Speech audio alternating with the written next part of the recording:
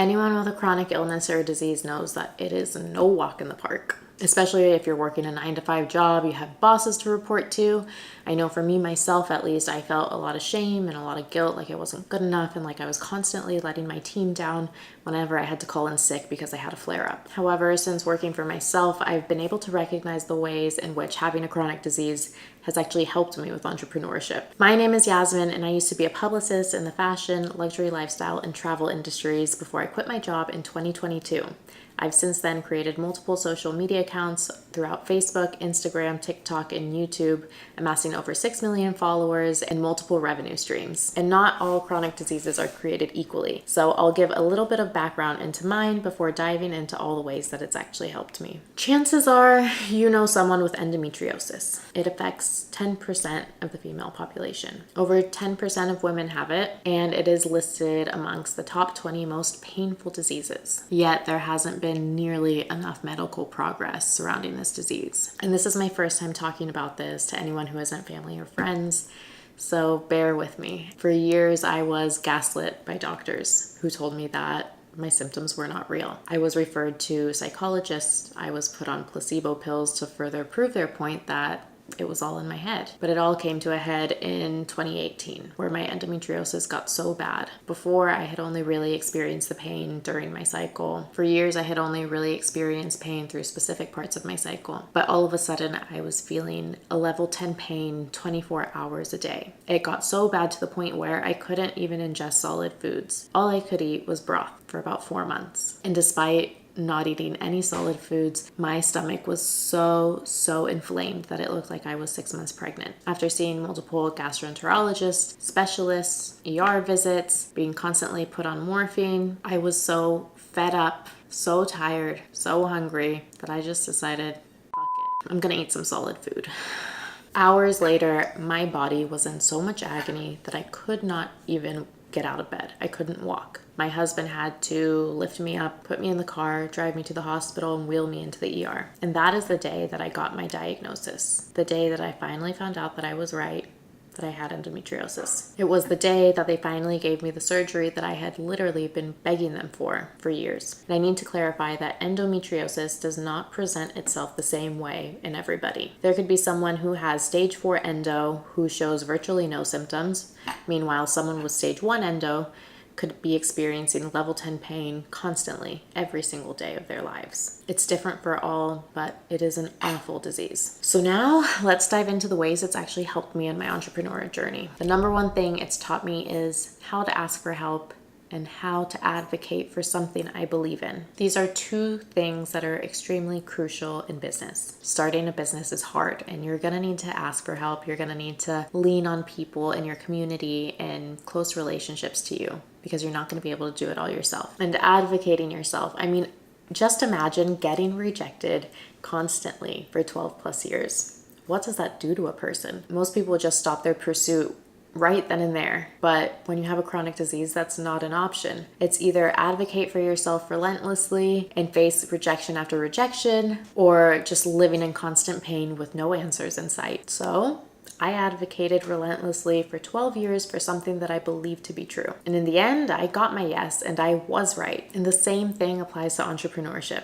You'll have good ideas and you'll have bad ideas. People are gonna laugh at your ideas and you're gonna face countless rejections. But you have to ask yourself how much you believe in that idea and advocate for it. Push for it as much as you can. You can get 100 rejections and 1 yes, but that 1 yes is all you need. The most important thing is trying to take rejection and figure out a way to turn it into something positive. Not toxic positivity, but something that's actually pretty useful. I was reading the book $1 Million Weekend by Noah Kagan, and he said that it was his own father that taught him to set rejection goals. His dad would set rejection goals to get rejected from anywhere from 25 to 100 times in a week, to get rid of that fear of rejection. Because in the end, you never know unless you ask. And you could just be 10 rejections away from getting the yes that you need. The second way endo has helped me is through productivity. And I know it might sound weird at first, but stay with me here. When I have an endo flare-up, it is bad. I'm in bed for a week straight, vomiting, passing out from the pain occasionally.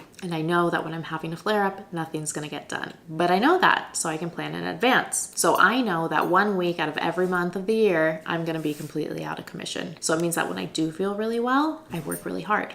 And I'm super productive because I know, okay, I got 3 weeks to get ish done before flare-ups coming along. Let's do it. Let's get it done. And as a parent and an entrepreneur, every second is so precious. And Endo has taught me to really utilize the good minutes and the good hours and the good days that I have. And it's really helped me as a business owner. The third way it's helped me is through delegating. And delegation goes hand in hand with asking for help. And I know it's something that a lot of people struggle with because they either don't want to seem incompetent or they don't want to feel like they can't handle it on their own. However, delegation is really important for several reasons. Not only does it help projects stay on time, but it gives other team members valuable experience to learn more things through accomplishing new tasks. And it also protects your mental health. When I worked a 9-to-5 job, I would have to delegate to my team members very often, especially if I was having a particularly bad week that was coming up. I would need to ask for help where I knew I'd need it. And although it could be uncomfortable at times to admit it, I did it for the health of the business and to protect my own mental and physical well-being. Fast forward to me working for myself now, and I find it so much easier to delegate tasks. It's something that my endo has forced me to have to do, push my ego aside. And since doing that, I've been able to realize the huge benefits that delegation brings with it. The fourth way it's helped me is through prioritizing my mental health. For those who have experience with a chronic disease, when your physical health is failing you, chances are your mental health is not far behind. At least that was the case with me. It can be a pretty dark hole that kind of feels like a never-ending spiral.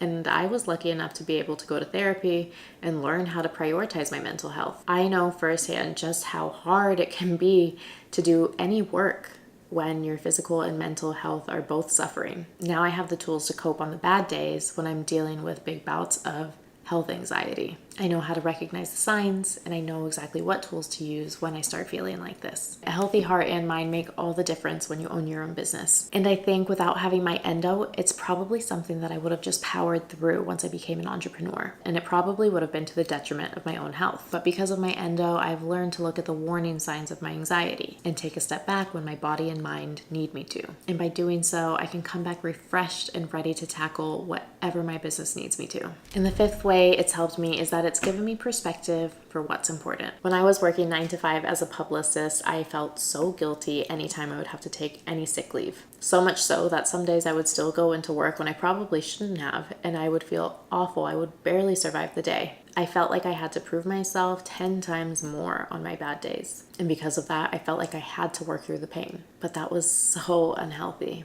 After my surgery and my official diagnosis, it gave me a lot more perspective on what was important to me. And that was my health and my family. And it's one of the reasons why I love working for myself so much now. Because I get to work for myself, and if I don't feel well, I can prioritize my health. And I know a lot of women don't have that option. And it's so hard. I've been there, and I wish every woman could have the option to take the time they need to focus on their health and well-being. And I know I'm in an incredibly lucky position to be able to do that. I know that a lot of employers can be extremely unforgiving when it comes to taking sick leave. And I also know that there's a lot who have a huge lack of compassion towards women and their menstrual cycles. It's awful.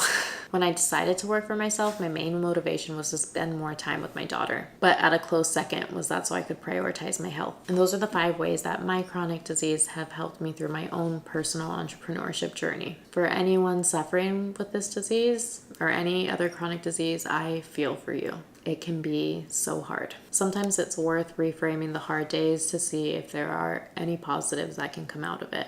Kind of like this video. In a way, it was a little bit like therapy for me. If you've suffered from endometriosis and you've struggled to make it through work or even just struggled finding someone to talk to about it, I would love to hear from you. Because I know it can be a really lonely place. At least it was for me some days. I'm going to put a link down in the description below. If you want to put your email in there to have a chat about endo, I'm always here for you guys. So if you put your email in the list, I'll reach out to you personally and just be a sounding board. Thanks so much. I know this video was a little different compared to our other videos, but if you made it through to the end, thank you so much, and I appreciate you watching. And I'll see you guys in the next video. Bye.